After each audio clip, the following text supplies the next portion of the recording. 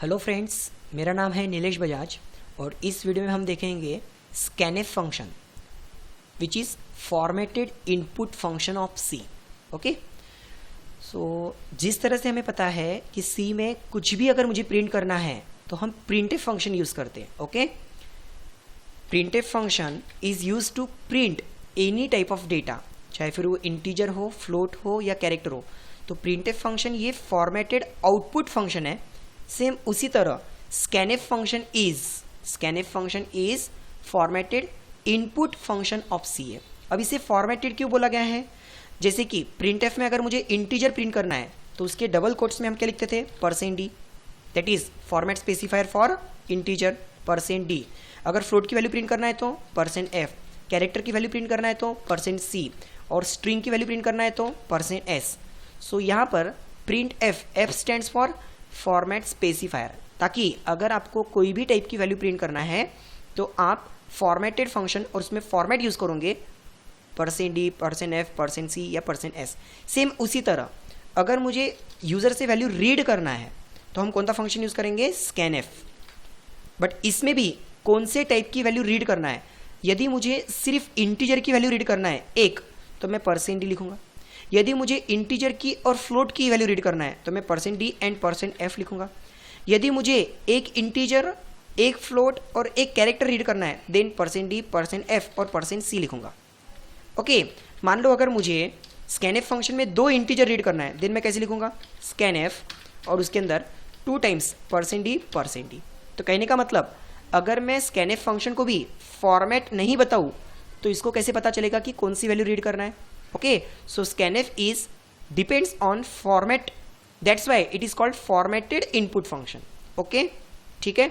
और ये किसी भी टाइप की वैल्यू को ले सकता, चाहे वो इंटीजर की वैल्यू रीड करना हो, चाहे फ्लोट की वैल्यू रीड करना हो, चाहे कैरेक्टर की वैल्यू रीड करना हो। ओके, सो मान लो मेरे पास में एक इंटीजर का वेरिएबल है जिसमें पहले से कोई वैल्यू नहीं है, b एक वेरिएबल है जिसमें पहले से कोई वैल्यू नहीं है, सेमीकोलन। नाउ मेरे पास में फ्लोट टाइप का एक वेरिएबल है x, इसमें पहले से कोई वैल्यू नहीं है, या मेरे पास में कैरेक्टर टाइप का एक वेरिएबल है ch, इसमें कोई भी वैल्यू नहीं है। अब मुझे क्या करना है? यूजिंग स्कैनफ फंक्शन a के लिए और b के लिए, मतलब 2 इंटीजर्स मुझे चाहिए यूजिंग स्कैनफ फंक्शन। तो स्कैनफ के अंदर मुझे क्या रीड करना है? इंटीजर्स। तो फॉर्मेट लिखना पड़ेगा %d 2 टाइम्स, एक a के लिए और एक b के लिए, एंड डबल कोटेशन के बाहर कॉमा करके एड्रेस बताना पड़ेगा कि पहली वैल्यू किसके लिए रीड कर रहा हूं? एड्रेस ऑफ ए के लिए। दूसरी वैल्यू किसके लिए रीड कर रहा हूं? एड्रेस ऑफ बी के लिए। That's it. यानी इससे क्या हुआ? आपने स्कैनफ को सिर्फ इतना बताया कि मुझे 2 वैल्यू रीड करना है इंटीजर टाइप की, जिसमें से पहली वैल्यू कहां जाके सेव होने वाली है? एड्रेस ऑफ ए पे। दूसरी वैल्यू कहां जाके सेव होने वाली है? एड्रेस ऑफ बी पे। एक्चुअली ये जो सिंबल है इसको हम रीड कैसे करते हैं? At the address of A, या फिर रीड कैसे करते हैं इसको? At the address of A B. लेकिन इसका मेन नाम क्या है? %, सिंबल %। ओके, इस तरह से। और उसको रीड कैसे करेंगे हम? At the address of A, at the address of B. Clear? Now अगर मुझे अगला कंसेप्ट कि मुझे a की वैल्यू, x की वैल्यू और ch की, मतलब एक इंटीजर चाहिए, एक फ्लोट चाहिए और एक कैरेक्टर चाहिए, तो उसके लिए फिर हम कैसे लिखेंगे? स्कैनफ। उस स्कैनफ में मुझे क्या चाहिए? एक इंटीजर की वैल्यू चाहिए, ओके, एक फ्लोट की वैल्यू चाहिए, ओके, एंड एक कैरेक्टर की वैल्यू चाहिए, ओके। पहली वैल्यू कहाँ जानी चाहिए? एड्रेस ऑफ ए पे। दूसरी वैल्यू कहाँ जानी चाहिए? तो जो फ्लोट है दैट इज x, मतलब एड्रेस ऑफ x पे। और तीसरी वैल्यू कहाँ जानी चाहिए? एड्रेस ऑफ ch पे। इस तरह से, मतलब रन टाइम पे अगर मुझे यूजर से वैल्यू लेना है, at that time we will use scanf function. And here f stands for कि ये फॉर्मेटेड फंक्शन है। इसमें अगर आप फॉर्मेट नहीं बताते थे तो कैसे पता चलेगा कौन से टाइप की वैल्यू चाहिए? क्लियर?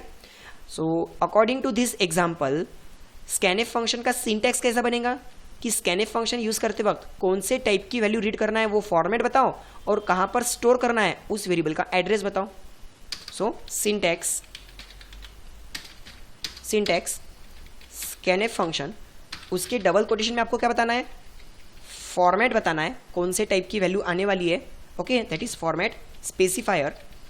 और फिर उसके बाद कॉमा करके एड्रेस ऑफ वेरिएबल नेम,